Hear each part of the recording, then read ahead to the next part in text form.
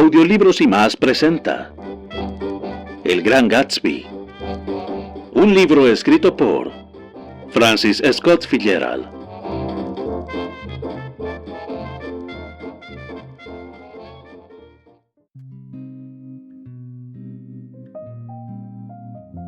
Capítulo 2. Casi en la mitad del camino entre West Egg y Nueva York, la carretera se une con la carrilera y corre a su lado durante un cuarto de milla, como huyendo de cierta desolada área de tierra. Es un valle de cenizas, una granja fantástica donde las cenizas crecen como el trigo, en cerros, colinas y grotescos jardines. Un valle donde las cenizas toman la forma de casas, chimeneas y humo en ascenso, e incluso con un esfuerzo trascendente, la de hombres grises que se envuelven envueltos en la niebla a punto de desplomarse y a través de la polvorienta atmósfera. De vez en cuando una hilera de autos grises pasa reptando a lo largo de un sendero invisible, emite un traqueteo fantasmagórico y se detiene. Acto seguido, unos hombres grises como las cenizas se trepan como palas plomizas y agitan una nube impenetrable que tapa su oscura operación a la vista. Pero encima de la tierra gris y de los espasmos del polvo desolado que todo el tiempo flota sobre ella, se pueden percibir, al cabo de un momento, los ojos del Dr. T.J. Eckleburg. Los ojos del Dr. T.J. Eckleburg son azules y gigantescos, con retinas que miden 1 yarda. No se asoman de ese rostro alguno sino tras un par de enormes anteojos amarillos, posándose sobre una nariz inexistente. Es evidente que el oculista chiflado y guasón los colocó allí a fin de aumentar su clientela del sector de Queens, y después se hundió en la ceguera eterna, los olvidó o se mudó. Pero sus ojos, un poco desteñidos por tantos días al sol y al agua sin recibir pintura, cavilan sobre el solemne basurero. Por uno de los lados, el Valle de las Cenizas limita con un riachuelo fétido, y cuando se abre el puente levadizo para que pasen las barcazas, los pasajeros de los trenes que esperan pueden observar la deprimente escena, a veces hasta por media hora. Siempre es necesario hacer un alto allí, por lo menos de 1 minuto. Gracias a esta parada conocí por primera vez a la amante de Tom Buchanan. Donde quiera que lo conocían se hacía referencia al hecho de que Tom tenía un amante. A sus amigos les molestaba que se presentara con ella en los restaurantes más populares y que, dejándola sentada, fuera de mesa en mesa a conversar con cualquier conocido. Yo sentía cierta curiosidad por ver cómo era, aunque no tenía deseos de conocerla, pero me tocó.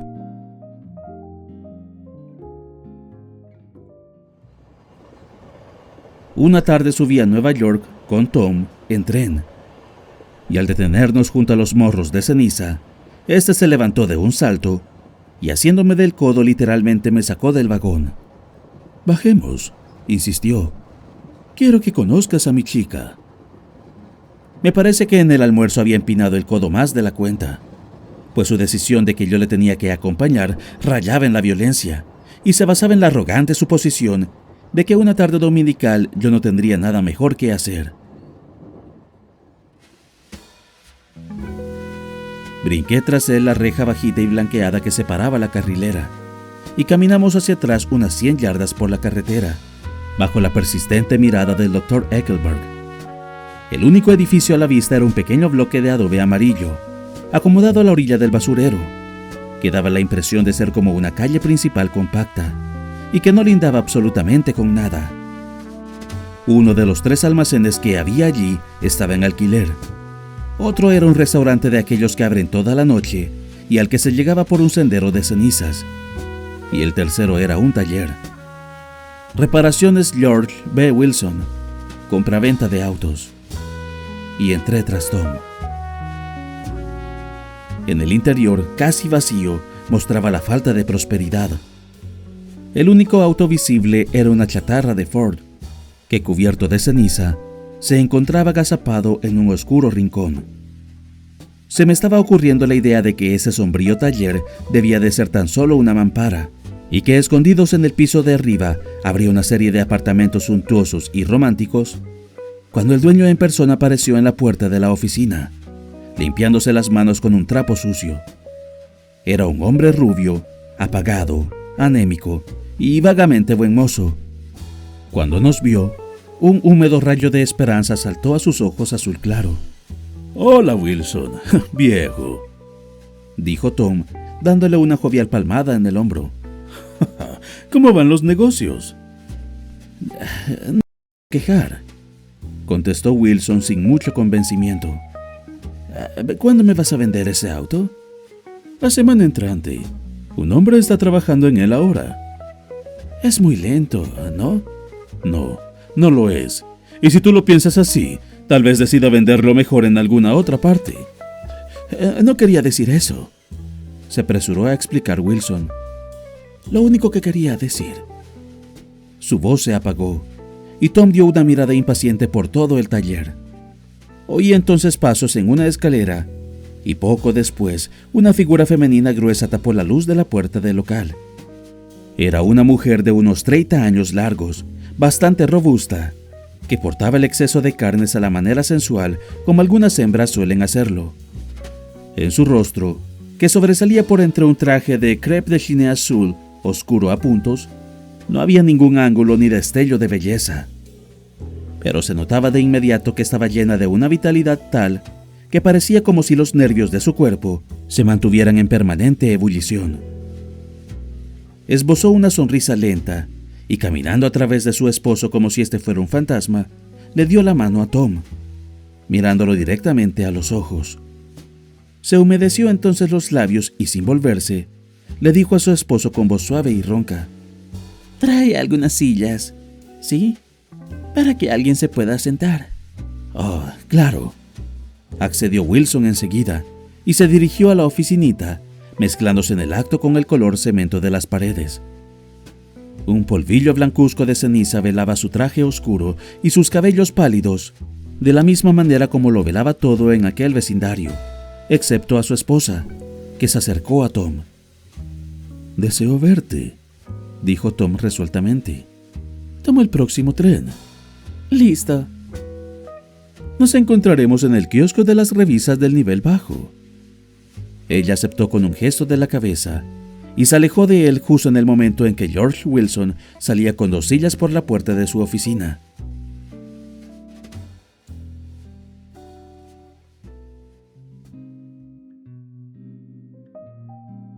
La esperamos en la carretera, más abajo, donde no podíamos ser vistos. Faltaban unos pocos días para el 4 de julio, y un niño italiano, gris y flacuchento, colocaba cohetes de pólvora a lo largo de la carrilera. «Terrible lugar, ¿no?», dijo Tom, intercambiando un gesto adusto con el Dr. Eckelberg. «Horrible. Le hace bien a ella alejarse de aquí. ¿Y el marido no pone reparos? Wilson cree que va a visitar una hermana en Nueva York. Es tan tonto que ni siquiera sabe que está vivo». Así fue pues como Tom Buchanan, su chica y yo subimos juntos a Nueva York, o para mejor decir, no juntos en realidad, porque la señora Wilson viajaba sentada discretamente en otro vagón. Esto era lo máximo que Tom concedía a la sensibilidad de los habitantes de East Egg que estuvieran viajando en el tren. Se había cambiado el vestido por uno de muselina marrón estampada que se le forró en las anchas nalgas cuando Tom le ayudó a subirse en las plataformas de Nueva York. En el kiosco compró una copia del Town Title y una revista de cine, y en la droguería de la estación una crema limpiadora y un frasco de perfume. Arriba, en el imponente ducto lleno de ecos, dejó que se fueran 4 taxis antes de seleccionar uno nuevo, color lavanda, con tapicería gris. En él nos deslizamos, alejándonos de la mole de la estación hacia el resplandeciente sol. Pero unos instantes más tarde, se retiró con brusquedad de la ventana, se inclinó hacia adelante y tocó en el vidrio del frente. «Quiero uno de esos perros», dijo con toda seriedad. «Me gustaría para el apartamento. Es delicioso tenerlos. Un perro». Retrocedimos hasta llegar a donde un anciano gris, que guardaba un absurdo parecido con John D. Rockefeller. En una canasta colgada de su cuello estaban agazapados unos 10 o 12 cachorros recién nacidos, de raza indefinida. ¿De qué clase son?, preguntó la señora Wilson con interés, cuando el hombre se acercó a la ventanilla del taxi. De todas las clases. ¿De qué clase lo quiere, señora? Me gustaría un perro policía. Supongo que de esa clase no tendrá. Mostrando dudas, el hombre se asomó a la canasta, metió la mano y sacó por la nuca a un perrito que se retorcía. Ese no es ningún perro policía. No es exactamente un perro policía, dijo el hombre decepcionado. Parece más un Airedale. Sobó el lomo marrón. Mire ese pelambre, qué capa. Ese perro nunca le va a molestar con resfriados. Me parece divino, dijo la señora Wilson entusiasmada. ¿Cuánto vale? ¿Este perro? Este le costará $10. El Airedale sin duda tenía algo de eso por ahí en algún lado, aunque sus patas eran sorprendentemente blancas. Cambió de manos y se acomodó en el regazo de la señora Wilson, que comenzó a acariciar con arrobo la piel a prueba de inclemencias del tiempo. ¿Es niño o niña?, preguntó con delicadeza. Ese perro es un niño. Es una perra, dijo Tom en tono cortante. Aquí tiene su dinero. Vaya y cómprese 10 más como este. Seguimos hacia la Quinta Avenida. El día estaba tan suave y caluroso que no me hubiera sorprendido ver una gran manada de ovejas volviendo la esquina. «Pare», dije yo. «Tengo que dejarlos aquí». «Ni riesgos», interpuso Tom de inmediato. «Myrtle se ofendería si no subes al apartamento. ¿No es así, Myrtle?» «Vamos, yo llamaré a mi hermana Catherine. Los que saben de eso dicen que es muy bonita». Pues sí me gustaría, pero... Continuamos, pasando otra vez por el parque hacia los lados de la calle 100 Oeste. En la calle 158, el taxi se detuvo frente a una de las tajadas de una larga y blanca torta de apartamentos. Echando una robada mirada de regreso al dulce hogar por todo el vecindario, la señora Wilson recogió su perro y todas las otras compras y entró con altivez. «Voy a hacer venir a los McKee», anunció mientras subíamos en el ascensor. «Y por supuesto también tengo que llamar a mi hermana».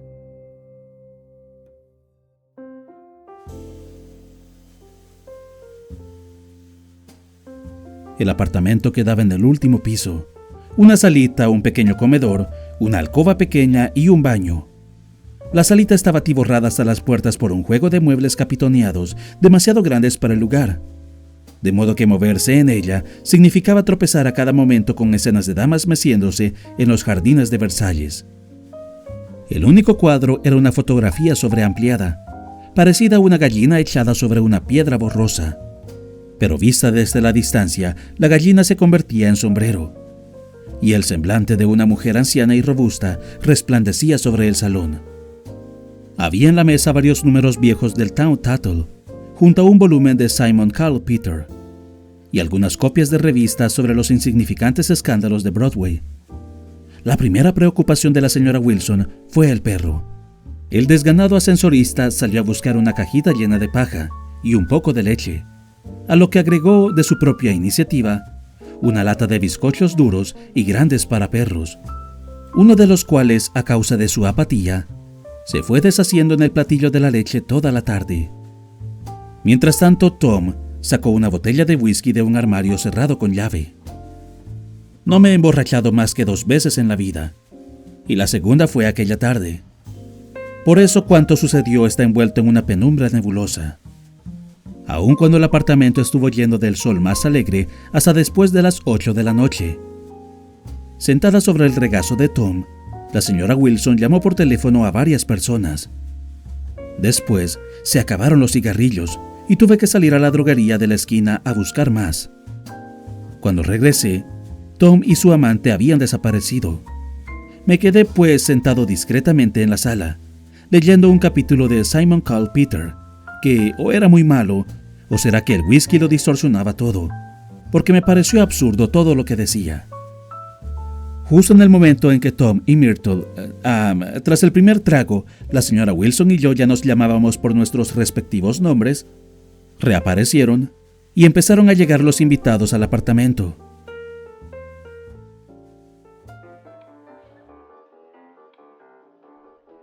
Catherine, la hermana, era una mujer esbelta y mundana, de aproximadamente 30 años, pelirroja, con el cabello corto como un bloque pegajoso y el cutis empolvado hasta lograr una blancura lechosa.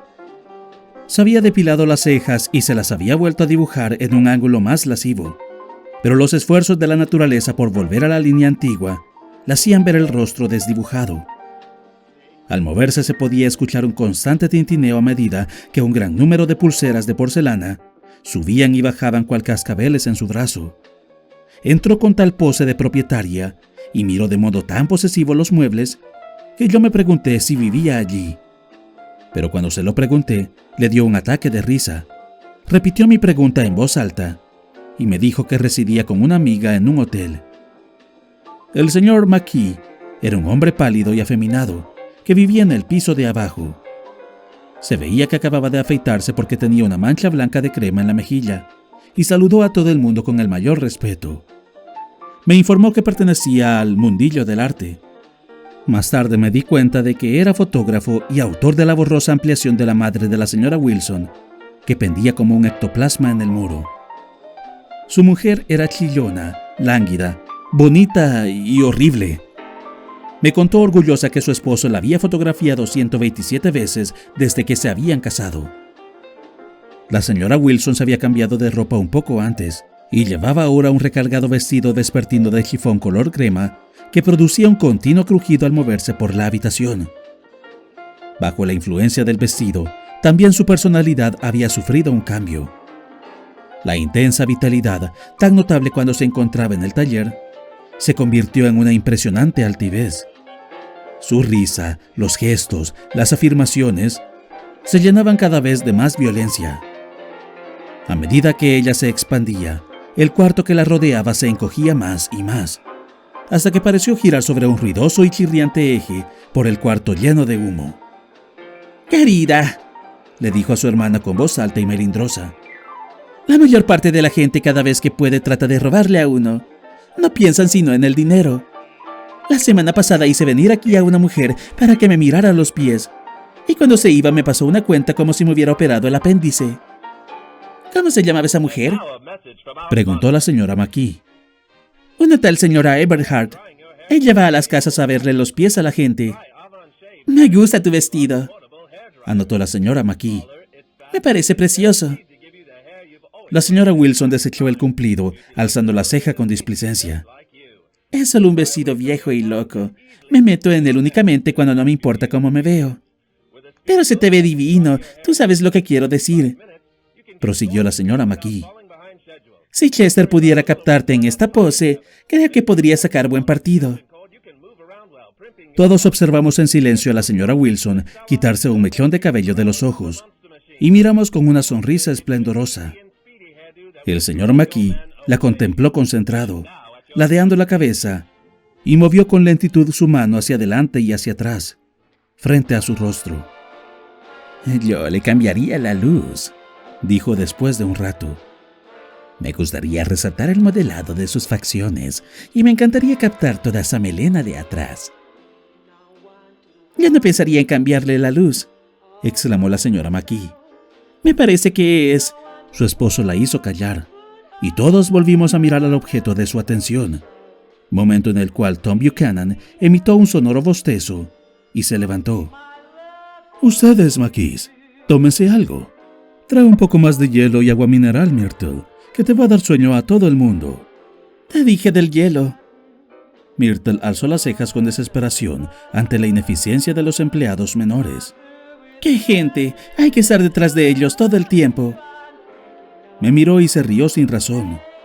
Entonces caminó contoneándose hasta el perro, le dio un beso arrobado y se marchó deprisa a la cocina, implicando que allí había media docena de chefs aguardando sus órdenes. «Hice algunas cosas buenas en Long Island», afirmó el señor McKee. Tom lo miró indiferente. «Hay 2 enmarcados abajo». «¿2 qué?» «2 estudios. A uno lo llamo Punta Montauk Las Gaviotas y al otro Punta Montauk El Mar». Catherine, la hermana, se sentó a mi lado en el sofá. ¿Tú también vives en Long Island?, inquirió. Vivo en West Egg. ¿De veras? Yo bajé allí a una fiesta hace más o menos un mes, donde un tipo de apellido Gatsby. ¿Lo conoces? Soy su vecino. Pues se dice que es sobrino o primo del Kaiser Wilhelm, que de allí le viene el dinero. ¿En serio? Aunque me da miedo él. Me aterraría que yo le gustara. Esta cautivante información sobre mi vecino fue interrumpida de un momento a otro por la señora McKee, que señaló a Catherine. Chester, creo que tú podrías hacer algo con ella, estalló de pronto. Pero el señor McKee se limitó a asentir con desinterés y volvió su atención hacia Tom. Me gustaría hacer más trabajos en Long Island si puedo conseguir la entrada. Todo lo que pido es que me den un empujoncito. Pídeselo a Myrtle, dijo Tom, rompiendo a reír en el momento en que la señora Wilson entraba con la bandeja. Ella te dará una carta de presentación, ¿verdad, Myrtle? ¿Verdad qué? Preguntó ella sobresaltada. Que le darás a McKee una carta de presentación para tu esposo, a fin de que él pueda hacerle unos estudios. Sus labios se movieron en silencio un instante mientras inventaba. George B. Wilson en la gasolinera o algo por el estilo. Catherine se me acercó y me dijo en secreto. Ninguno de los dos se aguanta a la persona con la que están casadas. ¿No? No se lo soportan. Miró a Myrtle y luego a Tom. Y yo digo, ¿para qué seguir viviendo con ellos si no los puedes aguantar? Si yo fuera ellos, me divorciaría y me casaría con el otro ahí mismo. ¿Tampoco quiere ella a Wilson? La respuesta fue inesperada. Llegó de Myrtle, que había alcanzado a oírla, y fue violenta y obscena. ¿Ves?, exclamó Catherine triunfante. Bajó la voz de nuevo. En realidad, es la esposa de él quien los separa.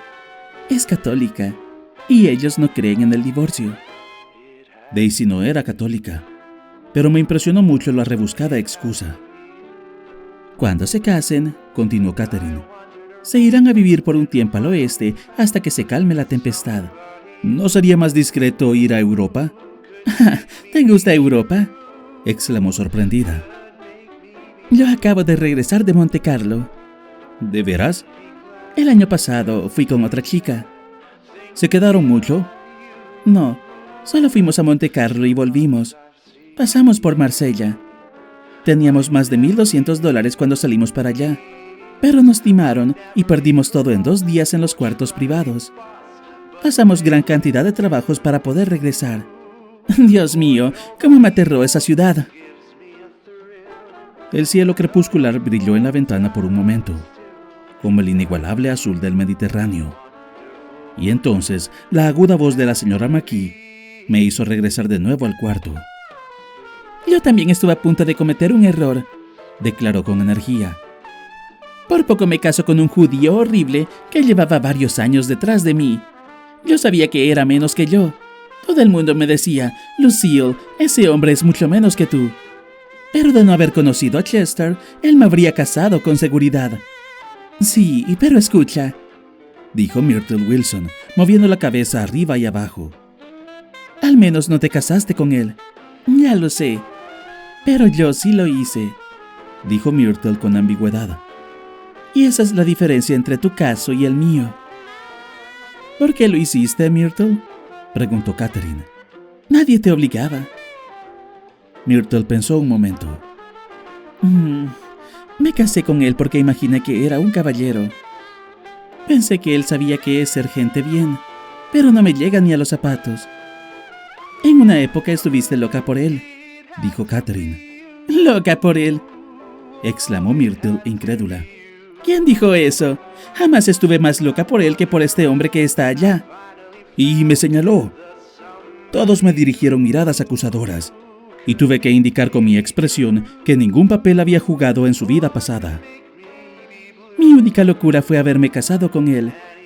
Enseguida me di cuenta de que había cometido un error.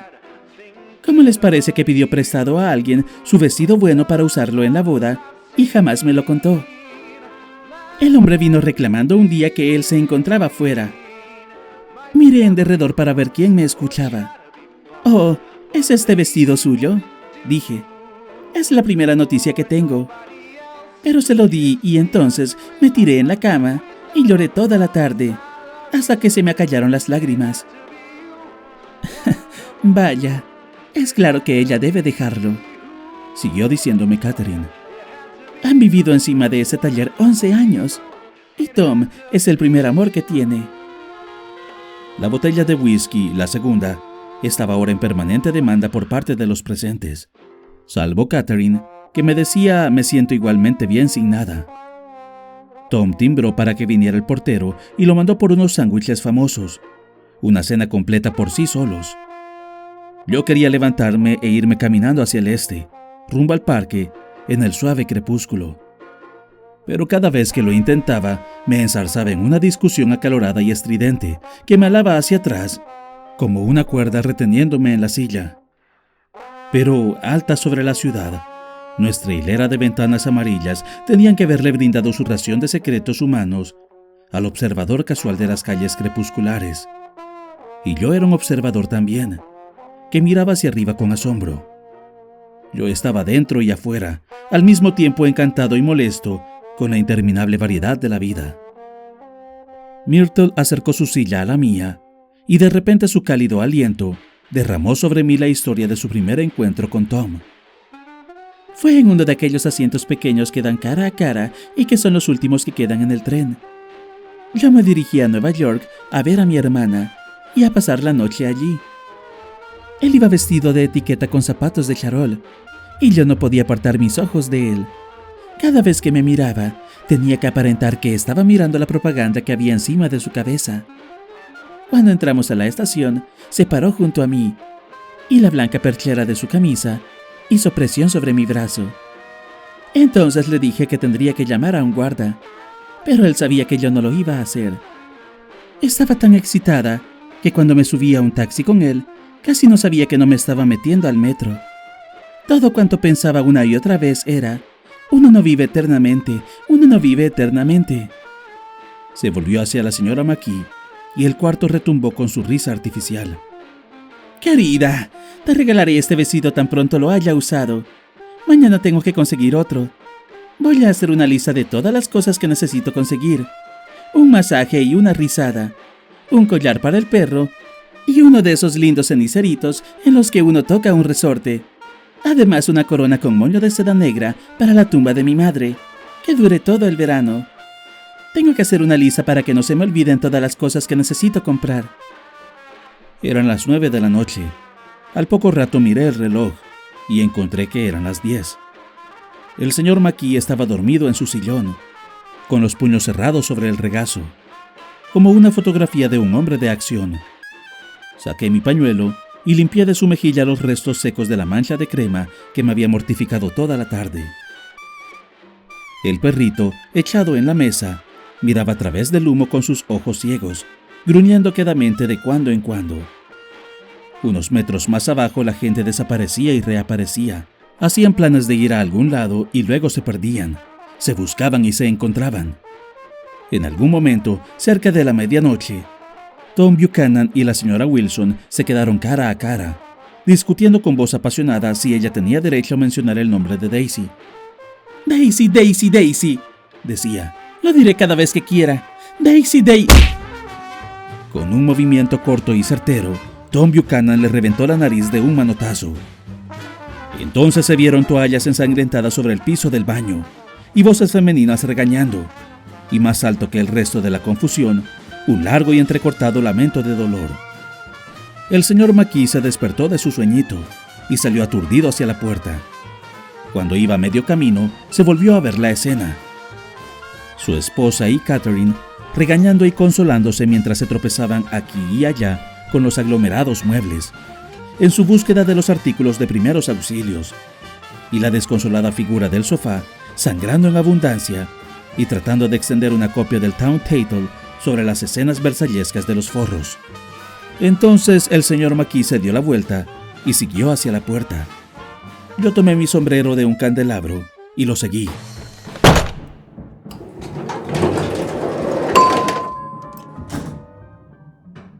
Ven a cenar algún día, insinuó mientras el ascensor bajaba cargado. ¿A dónde? A cualquier lugar.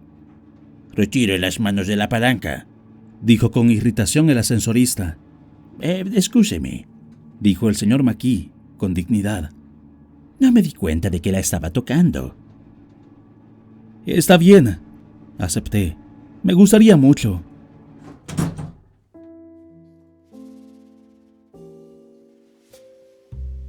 Yo me encontraba junto a su cama y él estaba sentado entre las sábanas, en ropa interior y con un gran portafolio en las manos. La Bella y la Bestia, Soledad, El viejo caballo granero, El puente de Brooklyn. Luego me di cuenta de que estaba recostado, medio dormido, en el frío andén inferior de la estación Pensilvania, mirando al Tribune matutino y esperando el tren de las 4 de la mañana.